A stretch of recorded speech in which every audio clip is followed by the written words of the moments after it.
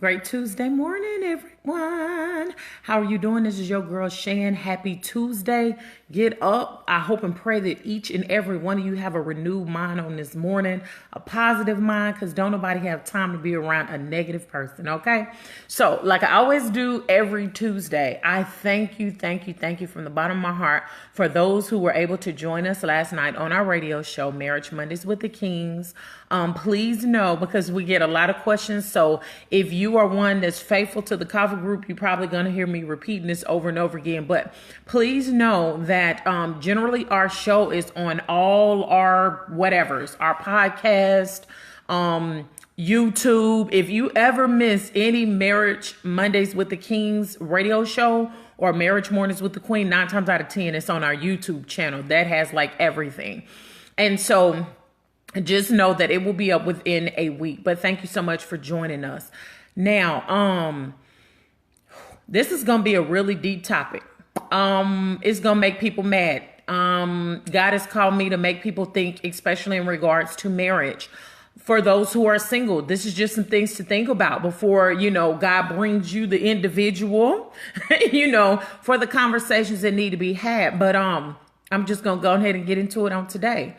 First of all, let me say good morning. I'm sorry. I'm being rude. Hey, Dalisha. Hey, Natasha. Hey, Miss Shirley. How you doing? Let me go ahead and get into it on today.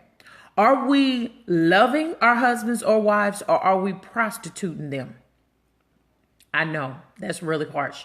Are we loving our husbands or wives, or are we prostituting them? Inquiring minds, my mind, want to know.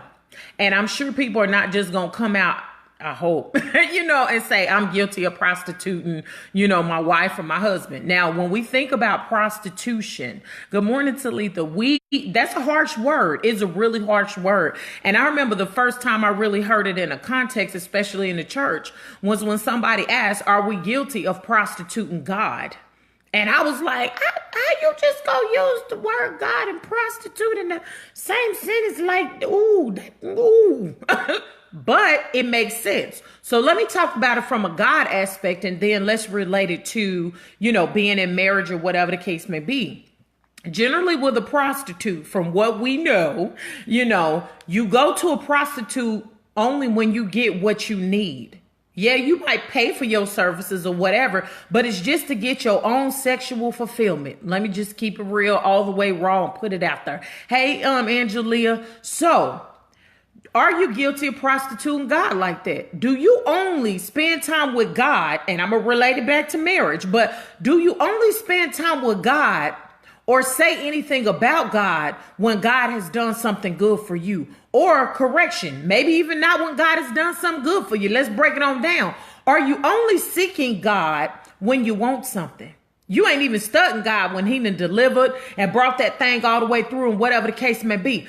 Are you guilty of that? Are we guilty of that? I ain't gonna lie. I used to be guilty of it. The only time I would go to God is when things was going bad in my life. At one point in my life, I wasn't reading my scriptures. I wasn't getting up and praying. I wasn't even saying, thank you, Lord, for, allowing me to see another day. That's just the basics of what I was taught growing up in the Baptist church. At least say that when you get up in the morning.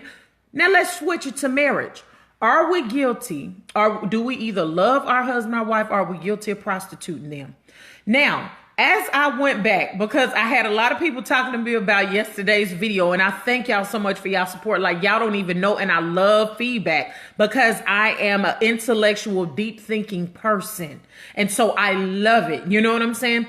Anywho, talking with, a young lady and stuff. And I was like, oh, Lord, let me go back, because I lie to y'all not. I pray. I say, God, he gives me a topic. I say whatever, just like I did before I just came on. God, whatever needs to be heard, Lord God, so it can affect change and make a difference for the positive in somebody else's marriage. Allow me to speak it. And he's allowing me to come raw. So getting back to this question, automatically what we'll say out our mouth is, oh, no. I love my spouse, this, that, and other. But are you really guilty of prostituting them? Now, let me break it down to what I hear wives say over and over and over again. I've been hearing this about 4 or 5 years. I said, well, we might as well just go ahead and put it out here on the table. And this I hope make it plain for you.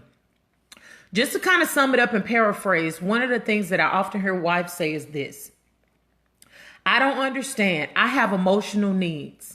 My husband is not there for me and my emotional needs. Now we know as being a mother, a wife, or whatever, this is how I equate it. It's like an octopus and you got all these tentacles, which is your hands, and you trying to take care of everything. You see what I'm saying? But I heard him say this: when I need to go to my husband and I talk to my husband about my emotional needs, that's just one example. I'm going to say from emotional. My emotional needs, it's like he don't want to hear me. He's too busy helping everybody else. He's always watching sports. He's always on his game. He's always in his phone. He discounts the way that I feel when I come to him and I open up my heart about situations. But let me tell you but when it comes to having sex, when it comes to the horizontal tango, all of a sudden, he wants me to, perform and everything be great. Can I keep it real? Okay. Everything be great. And I don't feel anything. So what I do as a wife, let me keep it real. What I do as a wife is I just lay there. So it doesn't, it's not enjoying. It feels like I'm just completing a task. I'm just accomplishing a task. So there's no connection and intimacy because a lot of wives feel like I'm being prostituted. Yeah, I'm good enough. And I said this yesterday. I'm good enough to have sex with, but I'm not good enough for you to listen to my needs, to my emotions. When I have an issue, when I come to you and I tell you, prime example, when I come to you and I tell you that the way that your sister is disrespecting me, the way that your children are disrespecting me, and you act like everything is okay, and oh no, you just making a big deal out of nothing, but you never answer to my emotions, okay? But when it comes to sex, you expect me to just, act like everything is wonderful and everything is okay, when deeply on the inside, it is not. I hear a lot of wives say this. You see what I'm saying? A lot of wives say this. So that's why I ask. And so when yesterday I was talking about becoming a servant one to another in your marriage, that's what marriage is about. It's about serving your spouse. That's why people come up with this stupid, marriage is 50-50. No, baby, maybe you don't like math. Look, I don't want my husband just to give me 50% of him. Even though in the mindset you thinking, because listen to what you speaking. You thinking I give 50, he give 50, that'll make 100. Now the devil is a liar. He need to give 100. I need to give 100. I want to serve my husband 100%. And see, where we mess up in marriage is, like I was saying, piggybacking off of yesterday, is we fight for power because we want possession over the person in which we are married. That's not marriage. That sounds like slavery to me. I don't know about y'all, but that's what it sounds like. You want ownership over the person that you married. What happened to love? God doesn't treat us like slaves. God doesn't treat us like that. God does the best for us. So why wouldn't we be willing to reciprocate that and do the best for our spouse? So ask again yourself, am I with my husband or my wife because I truly love them? When you love somebody, baby, I was talking to a good girlfriend yesterday, and she asked me a question about marriage. And look her, the country that came out. Don't disrespect my man, because, baby, that would take me all the way deep up into the flesh. Y'all pray for y'all sister's deliverance. I don't know if it's somebody to be delivered from, but I don't play about mine. You see what I'm saying? So Lord, let me bring it back to the ranch. Come on. Okay, back to what I was saying, back to regularly scheduled programming. When it comes to love, you love unconditionally. When someone tries to hurt or attack or demean someone that you love, automatically you feel the need to react because you will give your life for someone that you love. A mother will give their life for their child. You see what I'm saying? that they've carried and gave birth to. You see what I'm saying? That's the type of love that I'm talking about when it comes to a husband or wife. You truly love unconditionally, okay? Like the word of God tells us to do. Now let's get over to this prostitution. This prostitution situation equates to when you are only with an individual for what they can do for you, baby. Are you only, and this is questions that I ask for you to examine yourself. Don't set up an automatic thing. Yeah, my husband's only with me for what he can get from me. No, that ain't what we're talking about. Are you only with your husband because your husband, yeah, he's a good provider. He's doing like the word of God says, but he got me sitting up in a big house. I'm sitting up in 5,000 square feet. Or he got me driving a Mercedes Benz. Or I'm only with my wife because she keeps the house clean and she cook. I don't really love her. You know what I'm saying? But I could live with her. But I'm only with her because she helps me get promoted to the next rank in the military. I'm only with her because of our business. She can run that business like none other. So are you with your spouse for that unconditional love? Don't just say love out your mouth. You have to take some time to think about it. When I came into my marriage, I tell y'all quite often, my husband can tell you to this day, my baby was broker than a joker. So I wasn't in it for the money because I'm not a money person. You see what I'm saying? God is going to provide. So I'm not worried about that. I mean, don't try to steal my coins if we're going to have issues because I work hard for them. But I digress. What I'm saying is I don't chase after money. So I wasn't with my husband or got with him for the things that he could do for me because I was already doing them things for myself. You see what I'm saying? And he knew that even though he needs me, as he say, to need him as an independent woman. Good morning, Cherie. So back to what I was saying, we have to make the determination of why we are married. There are so many people who marry individuals straight up because you just want to leech off of them, because what they can do for you. Oh, they can make sure that I live a lavish life. But baby, what are you trying? Are you serving your spouse? You see what I'm saying? I see wives. Some people do this, some people don't. It's your marriage, whatever you do. But I've seen when I go over people's house, say we go over there for a cookout or whatever the case may be, the husband may be there talking to the other men. The wife may be talking to the young ladies, the girlfriends or whatever that's there, the females or whatever. And she will stop. You see what I'm saying? Give me just a moment. She will stop. She will fix her husband's plate. Or she'll say, excuse me, baby, what would you like to eat? She will make his plate. Excuse me, gentlemen, I don't mean to interrupt your talking. Here you go, baby. And she give him his plate and he continue on talking. I thought that thing was so doggone powerful. You hear me? But see, I try to serve my king, but it's the flip way around. If think about service and what service provides. If I'm there with my girlfriends and I done cooked a meal, my husband will say, excuse me, baby, what would you like to eat? And he will serve me my plate. You see what I'm saying? Because I'm carrying on a conversation. How do you serve your spouse? Do you serve them by taking the time to put away the distractions and listening to the concerns of their heart, whether it be the husband or the wife? I used the illustration before, and it wasn't so much illustration, it's the truth.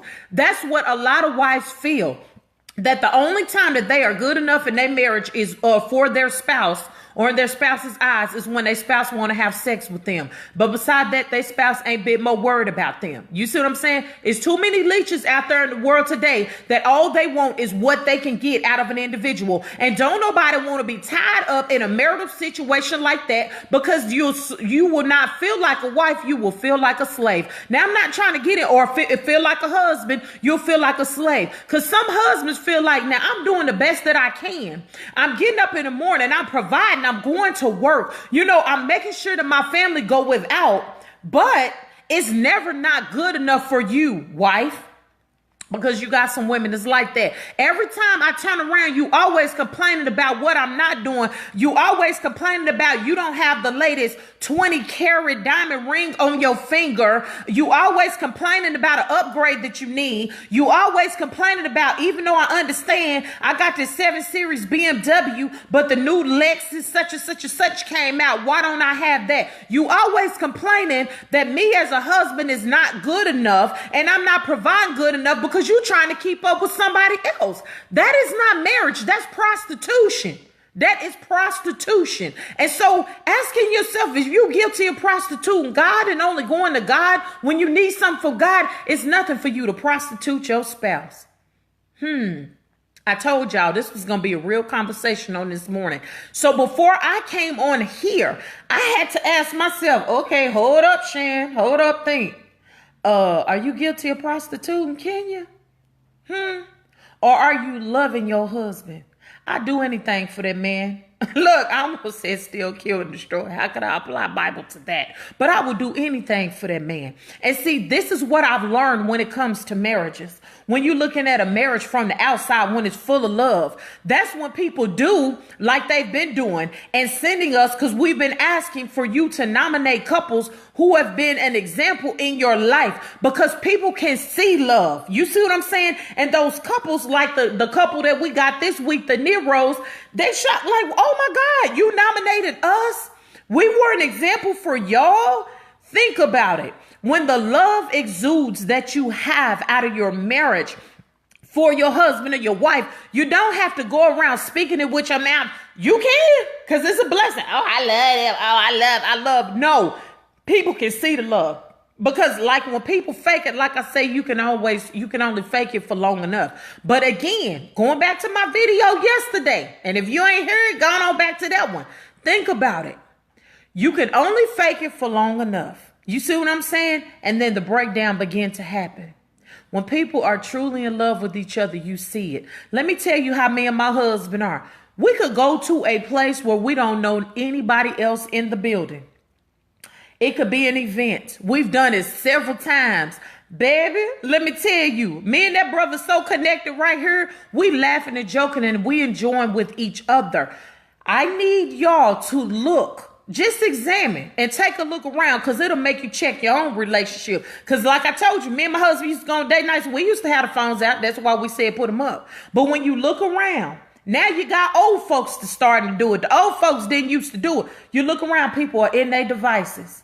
You got a whole family sitting at the table in cheddars, and all of them is in their devices. There is no connectivity. When love is present, you don't mind putting your phone down. When love is truly present in your marriage, you don't mind shutting down your social media. You see what I'm saying? For your spouse. When love is truly present, you see what I'm saying? You can hear it in the way that people speak. Me and my husband been married 20 years and we still flirt to the day. I don't give a dog if we sitting in a classroom at University Mary Hardin Baylor. If we sitting in church, he be looking at me with them dreamy eyes.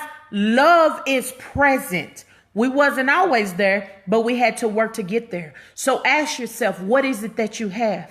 Some, like I always say, like my good girlfriend said, some is not enjoying their marriage because you're just existing in it. So it's time for us to make that change for once in our life. Yes, I am quoting Michael Jackson on this morning.